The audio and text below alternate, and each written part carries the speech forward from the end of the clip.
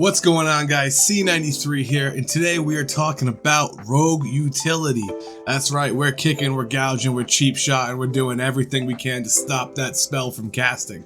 Now, first we're going to go over the different categories of CCs and how Diminishing Returns, or DR, affects each one of those individually and as a group.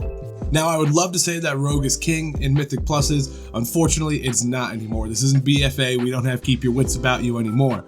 So, what we lack in damage, we bring in utility, which is our ability to shroud past packs, sap people so we can walk by them, gouge to interrupt casting, kick to interrupt casting, cheap shot, kidney shot. We have a lot of utility. We also have a fair amount of self-sustain between Crimson Vial, Feint, Evasion, Cloak of Shadows. We can keep ourselves safe. So if you want to be invited to these high keys, you better be ready to use all these utility aspects to its fullest potential to show why rogues are still viable. First, we're going to go over the different categories of CCs. There are 6 different categories. There are roots, disorients, stuns, silence, incapacitates, and knockbacks. We're also going to learn how all these work with Diminishing Returns. Now, what Diminishing Returns is the first time you use a CC, the duration is 100%. The second time you use it, it's 50, and down to 25, and then it becomes immune.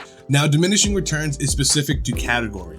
So if somebody does a cheap shot, it does the full duration. If you follow up with the kidney shot, it will do 50% duration because they are both stuns. So any 2 CCs followed up with each other that are in the same category of Diminishing Returns will lower the duration effect of that CC.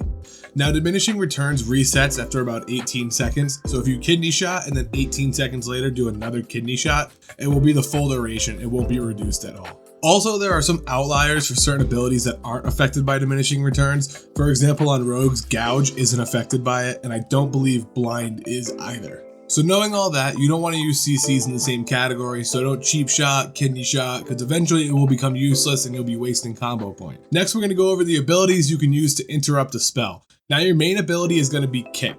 Kick is a quick kick that interrupts spell casting and prevents any spell in that school from being cast for 5 seconds. Now, you can use this to interrupt big damage abilities that you don't want the group to get hit by. You can also use it to pull in casters. If there's a caster kind of far away from the group and you needed to get into it so you can cleave it, you can kick the caster. He won't be able to cast anything from that school for 5 seconds, which is going to cause that mob to run into your group and start meleeing. Once he's in the group, you can cleave him down. Now, Kick has a 15-second cooldown, but it prevents spells from being cast in that category of magic for 5 seconds. So if the enemy can only cast holy spells and you kick it, the cooldown becomes basically 10 seconds because it's 15, but they can't cast for 5 seconds, so you know you really only have to last 10 seconds before you can kick again. This is why rogues are relied on so heavily for the interrupt, because the cooldown is so short, 15 seconds, and then you can chop off 5 of that because they can't cast for 5 seconds, so it really only becomes 10 seconds. Hunters have a 24-second cooldown on their interrupt, and Shadow Priests have a 45-second cooldown on their interrupt. Now, if you're fighting a mob that can cast from a couple different categories of magic, whether it's Holy or Shadow, you want to make sure you're kicking the more important spell to get rid of. So if they're casting, say, Shadow Bolts that aren't really affecting the group in a major way, but they also do a big heal, save your kick for the heal. Now, if somebody is casting and they have a shield around the cast bar, that means it cannot be kicked. So now you need to move on to some of your other abilities. One good ability to use to interrupt that is Kidney Shot. Now, Kidney Shot is a 6-second stun that'll stop the casting of even shielded casts. As long as the target can be stunned, it will stop it. Now, Kidney Shot is your best stun. It lasts for 6 seconds, it can't be interrupted by damage, and if you're talented into Prey on the Weak, then everybody does 10% more damage to that target for 6 seconds. Now, that is regardless of how long the Kidney Shot actually is. If it does get affected by Kidney Shot, even if it's for 2 seconds, the buff or debuff will last for 6 seconds. So the best way to use Kidney Shot is on priority targets. If they can be stunned, this is where you want to use Kidney Shot. It takes them out of commission for 6 seconds so they can't cast or do damage to the tank, and it also gives them the 10% increased damage taken debuff that your whole team benefits from. It's not just you, the whole group can get that damage buff. So you want to use it on priority targets. If it can't be stunned, it is what it is, save it for another target.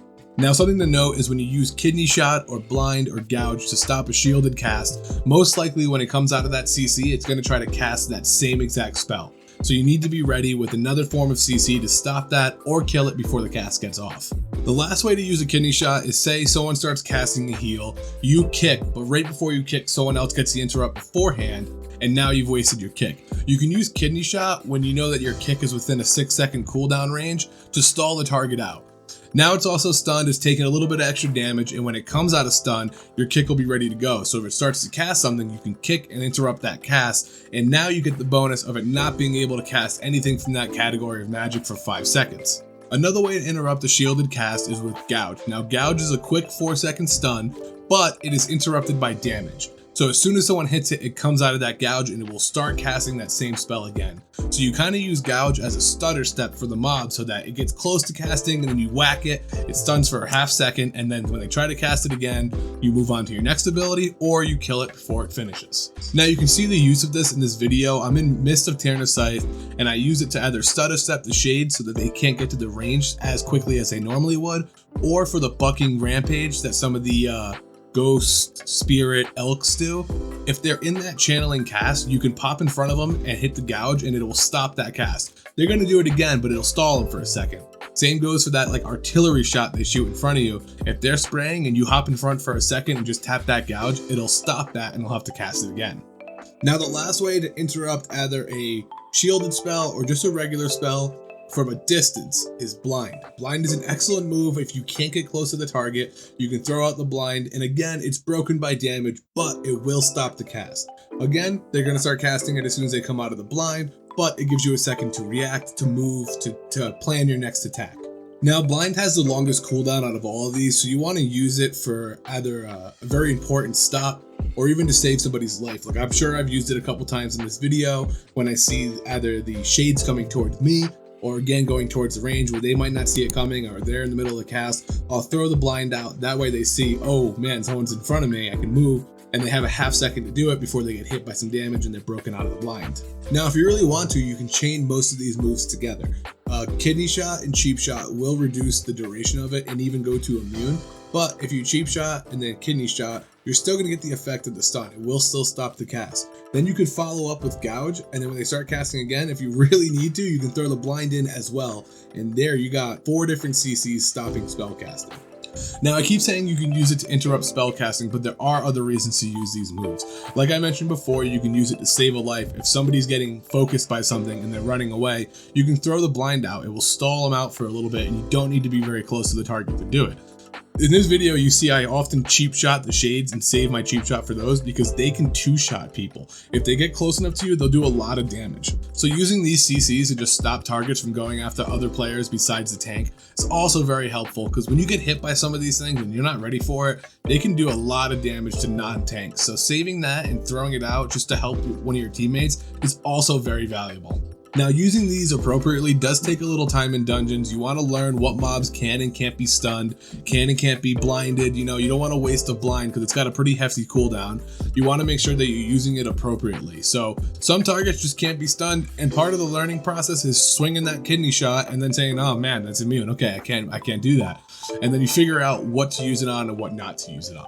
Now, an excellent way to use these moves is with mouse over macros. It allows you to just mouse over, click your keybind, and you'll gouge or kick or blind whatever the target may be. Saves a lot of time, makes it a little easier than tab targeting and trying to find your target and then use the move, especially when the cast is not a very long cast.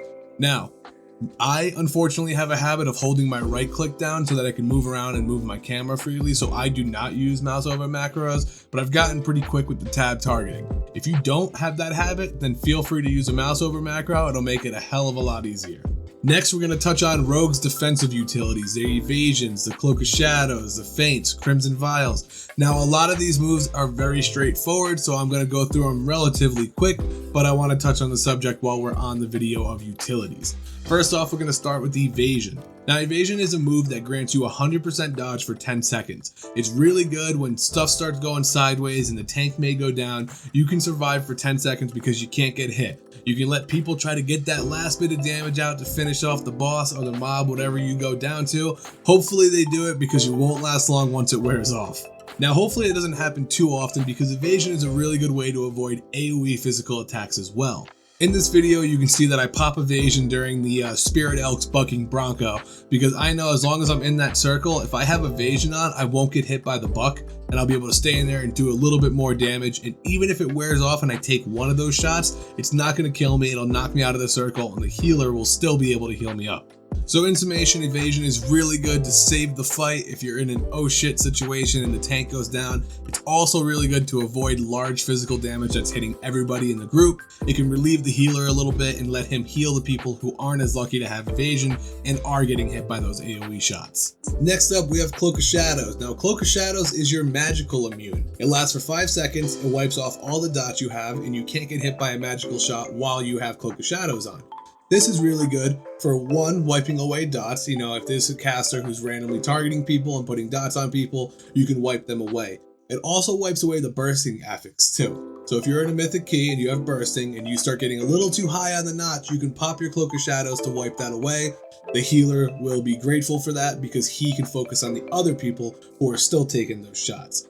Also excellent if there is a boss that pops AoE magical attacks. In this, you see the first boss, there's all those blue spirals on the ground. I pop Cloak of Shadows and I'm able to walk freely over those spirals, find a better position where I'm not going to be getting hit by those when I come out of Cloak.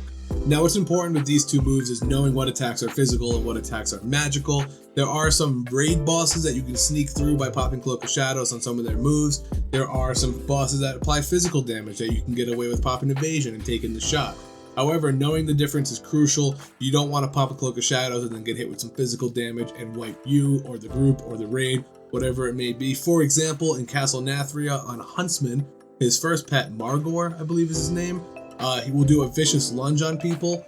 The damage you take from that can't be avoided. However, you can evasion and the bleed that you get afterwards won't give you any damage. You'll dodge the bleed weirdly enough because it's physical damage, so evasion negates that. So knowing what moves are physical and what moves are magical lets you use these to their biggest benefit. Most of it is straightforward. If they're casting, it's going to be a magical. If they're going to hit you with like a swing or a punch or whatever it may be, it's physical. Pretty straightforward, and you get more of a feel for it the more you play the game. Going through raid bosses, going through mythic encounters, you learn the little trick shots that you can use evasion and Cloak of Shadows to sneak your way through. Next up, we have Feint. Now, Feint reduces area of effect damage by 40%. If you're talented into elusiveness, it reduces all damage by 40%. However, most people aren't talented into elusiveness unless they are PvPing, because cheat death seems to work better in raids and dungeons. Now, this is a good move if you have the ability to plan a little bit ahead. It does cost 35 energy, so you need to make sure you have the energy for it, and it lasts for 5 seconds. I feel like it works really well in dungeons that have a lot of AoE damage or floor damage or something like that.